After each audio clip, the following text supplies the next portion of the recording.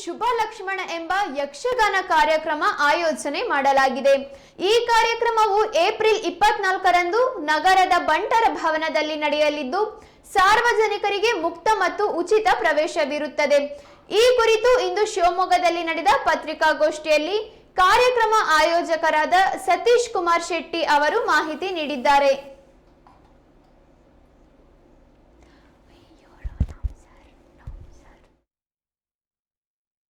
ಸಾಯಂಕಾಲ ಶಿವಮೊಗ್ಗ ಬಂಟರ ಭವನ ಗೋಪಾಲಗೌಡ ಬಡಾವಣೆ ಇಲ್ಲಿ ಒಂದು ಸಾಮಾಜಿಕ ಯಕ್ಷಗಾನ ಪ್ರದರ್ಶನವನ್ನು ಇಟ್ಕೊಂಡಿದ್ದೇವೆ.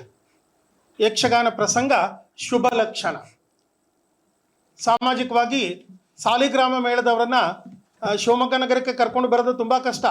5-10 ವರ್ಷಗಳ ಕಾಲ ಅವರು ಬುಕ್ಕಿಂಗಿಗೆ ಕಾಯಬೇಕಾಗುತ್ತೆ. ಅಷ್ಟೊಂದು ಶೆಡ್ಯೂಲ್ ಅವರಿಗೆ ಒಂದು ಸ್ವಾದಂತಹ ಯಕ್ಷಗಾನವನ್ನು ಶಿವಮೊಗ್ಗ ನಗರದಲ್ಲಿ ಅವರು ಆಡ್ಲಿಕ್ಕಿದ್ದಾರೆ. 24ನೇ ತಾರೀಕು. ಹಾಗಾಗಿ ಇದಕ್ಕೆ ವ್ಯಾಪಕವಾದಂತಹ ಪ್ರಚಾರವನ್ನು ಕೊಡಬೇಕು ಅಂತೇಳಿ ಕೇಳ್ಕೊಳ್ತಾನೆ.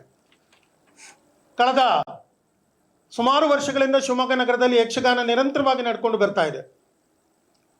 ನಮ್ಮ ಬಂಟರ ಭವನ ಪ್ರಾರಂಭವಾಗಿ ಇವತ್ತಿಗೆ 1 ವರ್ಷಗಳು 2 ತಿಂಗಳಾಯಿತು. ಈ ಬಂಟರ ಭವನವನ್ನ ಮದುವೆ ಮತ್ತು ಇತರೆ ಕಾರ್ಯಕ್ರಮಗಳ ಹೊರತಾಗಿ ಒಂದು ಸಾಂಸ್ಕೃತಿಕ ಕೇಂದ್ರವಾಗಿ ಪರಿವರ್ತನೆ ಮಾಡಬೇಕು ಅಂತ ಹೇಳಿ ನಾವು ಖಂಡಿತವಾಗ್ಲೂ ಮಾಡ್ತೇವೆ ಅಂತ ಹೇಳಿ ಆವತ್ತೇ ನಾನು ಹೇಳಿದ್ದೆ.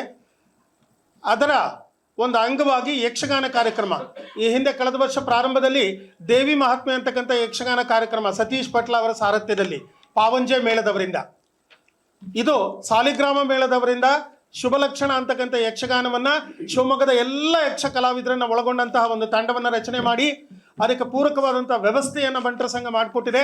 ಇದಕ್ಕೆ ಬೇಕಾದಂಥ ಎಲ್ಲ ಆರ್ಥಿಕತೆಯನ್ನು ನಾವುಗಳೇ ಹಾಕಿಕೊಂಡು ಈ ಮೇಳವನ್ನ ಪ್ರೇಕ್ಷಕರಿಗೆ ಉಚಿತವಾಗಿ ಈ ಪ್ರಸಂಗವನ್ನು ನೀಡಬೇಕು ಅಂತೇಳಿ ತೀರ್ಮಾನ ಮಾಡಿದ್ದೇವೆ. ಶಿವಮೊಗ್ಗದಲ್ಲಿ ಬಹಳಷ್ಟು ಜನ ಯಕ್ಷಗಾನ ಕಲಾವಿದರ ಇದ್ದಾರೆ.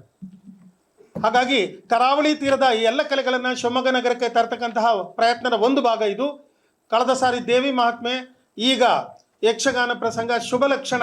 ಒಂದು ಸಾಮಾಜಿಕ ಹಾಸ್ಯ ಇರ್ತಕ್ಕಂಥ ಒಂದು ಪ್ರಸಂಗ, ಒಂದು ಪ್ರೇಮ ಕಥೆ. ಅದು ಹೇಗೆ ರಾಮ ಲಕ್ಷ್ಮಣರ ಜೊತೆಯಲ್ಲಿ ರಾಮ ಸೀತೆಯರ ಪ್ರೇಮ ಪ್ರಸಂಗದ ಕಥೆಯನ್ನು ನೋಡಿದ್ದೇವೆ, ಅದನ್ನೇ ಹಾಗೆ ಅದೇ ದಾಟಿಯಲ್ಲಿ ತಂದುಕೊಂಡು ಹಾಸ್ಯಮಯವಾಗಿ ಸಾಮಾಜಿಕವಾಗಿ ಇದನ್ನು ಪ್ರಸಂಗ ಮಾಡ್ತಾ ಇದ್ದಾರೆ.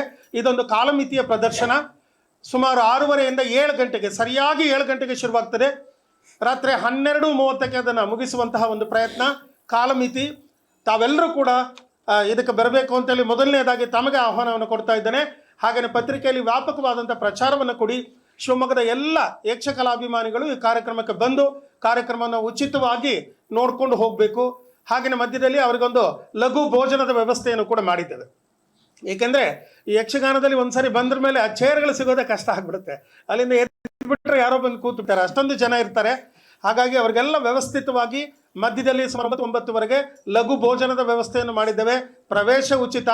ಸಾಧ್ಯವಾದಷ್ಟು ಕೂಡ ಬಂಟರ ಭವನದ ಹೊರಭಾಗದಲ್ಲಿ ಇದನ್ನು ಮಾಡಬೇಕು ಅಂಥೇಳಿ ನಾವು ಪ್ಲ್ಯಾನ್ ಮಾಡ್ಕೊಂಡಿದ್ದೇವೆ. ಒಂದು ವೇಳೆ ಮಳೆ ಬಂದು ಏನಾದರೂ ತೊಂದರೆಗಳಾದಲ್ಲಿ ಇಮ್ಮಿಡಿಯೇಟ್ ಆಗಿ ಅದನ್ನು ಒಳಭಾಗಕ್ಕೆ ಶಿಫ್ಟ್ ಮಾಡ್ತಕ್ಕಂಥ ವ್ಯವಸ್ಥೆಯನ್ನು ಕೂಡ ಮಾಡಿಕೊಂಡಿದ್ದೇವೆ. ತಾವುಗಳು ದಯಮಾಡಿ ಒಂದು ಪ್ರಚಾರವನ್ನು ಕೊಡಿ. ತಾವೆಲ್ಲರೂ ಕೂಡ ಕುಟುಂಬ ಸಮೇತರಾಗಿ ಬರಬೇಕು. ಶಿವಮೊಗ್ಗದ